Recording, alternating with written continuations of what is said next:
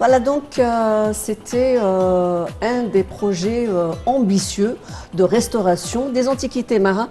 Bien sûr, cette fois-ci, c'était le temple d'Isis, un monument historique fantastique et unique en son genre au sud du Caire, qui a bénéficié d'une restauration c'est comme tous les sites qui vont être qui sont endommagés, qui vont être ressuscités encore et je pense que c'est dans le cadre de cette nouvelle tendance à préserver, à rénover le patrimoine égyptien. Tous les camarades, on va changer de cap tout de suite. On va retrouver notre sujet initial aujourd'hui. Je rappelle à nos auditeurs et auditrices, à nos téléspectateurs et téléspectatrices, que aujourd'hui on va parler de vaccins. Ce vaccin de Sinopharm dont la première cargaison a été reçue vers le début du mois de décembre de Chine. Pourquoi l'Égypte a opté pour Sinopharm dans un temps où la concurrence entre les vaccins fait vraiment rage sur le plan planétaire. Alors pour parler des propriétés de ce vaccin, mode d'emploi et aussi comment les choses vont se faire, la répartition va se faire pour les gouvernorats, pour les tranches d'âge et pour la situation sanitaire. Nous avons le plaisir de recevoir au bout du fil Dr Ahmed Ghalib, qui est pneumologue et chercheur au Centre national de la recherche. Bonjour docteur. Bonjour, bonjour. Docteur Ahmed Ghalib, bonjour, vous êtes pneumologue et d'ailleurs la pandémie attaque en premier lieu les poumons et donc on parle de vaccin qui est un sujet de controverse. Les gens sont indécis à ce sujet. Ils ne savent pas s'ils doivent se vacciner ou pas et quel vaccin choisir. Comment s'adresser à la population? Oui, bien évidemment, c'est une crise sanitaire qui a touché le monde entier maintenant avec le Covid qui se propage avec une vitesse très rapide. Mais je pense qu'il ne faut pas faire une controverse contre les vaccins, mais il faut tout d'abord comprendre comment fonctionne, pourquoi un vaccin. Le but d'un vaccin, c'est d'entraîner et de préparer le corps humain par la production des anticorps contre les virus et les bactéries. Donc c'est une sorte de protection artificielle qu'on a besoin de l'avoir et qu'on utilise pendant pas mal de temps. On les donne aussi à nos enfants. On est tous vaccinés depuis l'enfance. On a donné ces vaccins à nos enfants et qui continuent à les protéger. La preuve qu'en Égypte, par exemple, il y a pas mal de vaccins obligatoires. En France aussi, il y a 11 vaccins obligatoires. Donc la protection des vaccins contre pas mal de virus et de bactéries est bien évidente. En ce qui concerne le Covid, cette maladie, cette pandémie, donc on doit nous armer avec toutes sortes de protections contre ce virus qui a causé beaucoup de mortalité à travers le monde, surtout chez les patients, chez les gens âgés. Donc, avoir un vaccin, c'est très important pour nous protéger contre les virus comme le Covid, comme la grippe. Donc, vous êtes en faveur de la vaccination, Dr Ahmed Ghalib.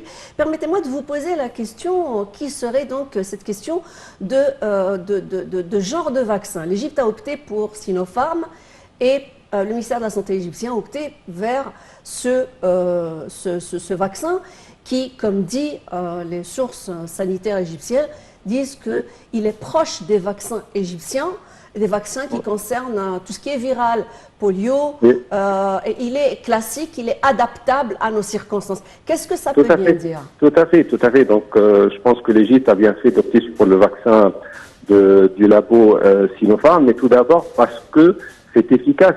Donc, en fonction de tous les résultats qui ont été communiqués après plusieurs études et essais cliniques de différentes phases, dont je souligne que l'Égypte a fait partie de ces études, ce vaccin a atteint presque 90% pour protéger contre le Covid. Et même, il a atteint 100% pour éviter la propagation au cas sévère et grave. Donc, par conséquent, on va réduire l'hospitalisation, on va bien entendu réduire la mortalité. Ça, c'est premièrement. Donc, deuxièmement, comme vous avez mentionné, ce vaccin a été fabriqué, disons, de la manière traditionnelle. C'est un vaccin inactivé ça veut dire qu'il est mort. Et tout simplement dit, c'est on prend un bout du virus, on le rend inoffensif, inactivé, et puis et donc il ne cause pas de maladie, et donc les effets secondaires sont vraiment minimes, tel le mal du tête, tel des douleurs au site d'injection, ou une petite fièvre qui ne dépassera pas les 24 heures. Et d'autres exemples de ce type de vaccin traditionnel, ce sont les vaccins contre la grippe, la polio et la rougeole. Donc, comme peuple égyptien, nous sommes très habitués, très adaptés à ce type de fabrication de médecins, de vaccins, et dont on a témoigné tous des résultats très positifs avec ces maladies que je viens de citer. D'autre part, les autres vaccins proposés par d'autres labos sont fabriqués d'une manière un peu plus nouvelle, une nouvelle technique qui se base à prendre le matériel génétique du virus, dans ce cas-là l'ARN messager, qui pour générer les anticorps. Donc c'est une nouvelle technique dont on ne sait pas beaucoup de résultats. On est devant quelque chose de nouveau et on ne sait pas. Donc on préfère essayer, on préfère prendre des vaccins qui ont bien marché déjà avec le peuple égyptien. Et puis, dernièrement, ce qui est très important aussi, qu'il faut considérer un aspect technique du vaccin, c'est comment le transporter et le conserver. Le vaccin chinois n'a besoin que des températures basses, disons 2 à 8 degrés, ça veut dire dans un réfrigérateur normal. Par contre, les autres vaccins ont besoin de degrés très basses, qui arrivent même à moins 70 degrés. Qui ne pourrait pas... C'est une différence de taille. Oui, donc qui probablement ne serait pas très pratique dans notre pays. C'est tout. Donc je pense que l'Égypte a bien opté pour le bon choix. Et tout ce qu'on sait aussi, qu'on va mettre en priorité le corps médical soignant, les patients âgés, les gens âgés avec des maladies chroniques, en premier temps dans la distribution de ce vaccin. Oui, docteur Gharib, dans quelle mesure ces vaccins assurent la protection? Parce que il n'y aurait pas de protection à 100%. Donc, est-ce que les patients qui vont se faire, ou les personnes qui vont se faire vacciner, risquent quand même de contracter la coronavirus? Oui, je vous remercie pour cette question. Le vaccin ne protège contre comme j'ai cité, protège le vaccin du chinois, il protège contre presque avec 90%, mais n'empêche pas la transmission du virus. Mais ce qui est bien davantage, c'est si on attrape la maladie, on ne va pas atteindre des cas sévères ou graves qui vont nous emmener à l'hôpital. Donc, n'empêche pas la transmission. Ce qu'il faut souligner aussi, c'est l'importance de bien respecter les autres règles pour se protéger contre les virus. Je cite les règles d'hygiène, bien se laver les mains, bien éviter les endroits peuplés, le port du masque, la bonne hydratation, l'alimentation, les vitamines. Bref, il faut bien renforcer notre système immunitaire. Docteur Ahmed Gharib, il y a eu donc un lancement d'une deuxième vague sur le plan européen, par exemple.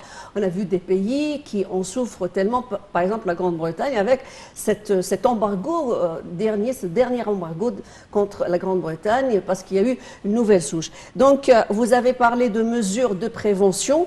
Est-ce qu'il y a un mode d'emploi pour une probable... un probable crescendo de l'acuité de ce virus qui peut-être a changé de propriété, qui est devenu de plus en plus virulent. Alors, mode d'emploi, des précautions à prendre pour le futur proche. Bon, les modes d'emploi, les précautions doivent être aux premières lignes. C'est d'éviter les endroits peuplés, respecter la distance sociale, porter un masque, et bien s'alimenter et bien s'hydrater. Il faut bien renforcer notre système immunitaire. En fin de compte, c'est une bataille entre le corps humain et n'importe quelle souche de virus. On ne donne pas l'importance au virus ni à ses souches. mais il faut donner l'importance à comment nous pouvons agir et comment nous pouvons faire pour combattre ce virus. Et surtout avec le respect des règles d'hygiène et renforcer notre système immunitaire et porter le masque. Et ça, c'est une responsabilité individuelle vers la société. Est-ce qu'on peut vraiment parler de transcendance de ce virus actuellement? Pour le moment, on a entendu parler, mais on ne peut pas le prouver jusqu'à maintenant. Mais ça pourrait arriver. On peut pas négliger le fait que ça pourrait arriver quand c'est arrivé avec la grippe, par exemple. Mais pour le moment, on ne peut pas le prouver. Il faut attendre les résultats des études, si ça s'est bien transformé ou muté. Très bien. Docteur Ahmed Gharib, vous êtes pneumologue chercheur au Centre national de recherche. Merci d'avoir été avec nous aujourd'hui. Nous avons encore à débattre et finalement, nous avons davantage d'informations dans ce compte rendu avant de retrouver notre deuxième invité, Dr Ahmed Aboulaïla, membre de la commission de santé au sein du Parlement. À tout de suite.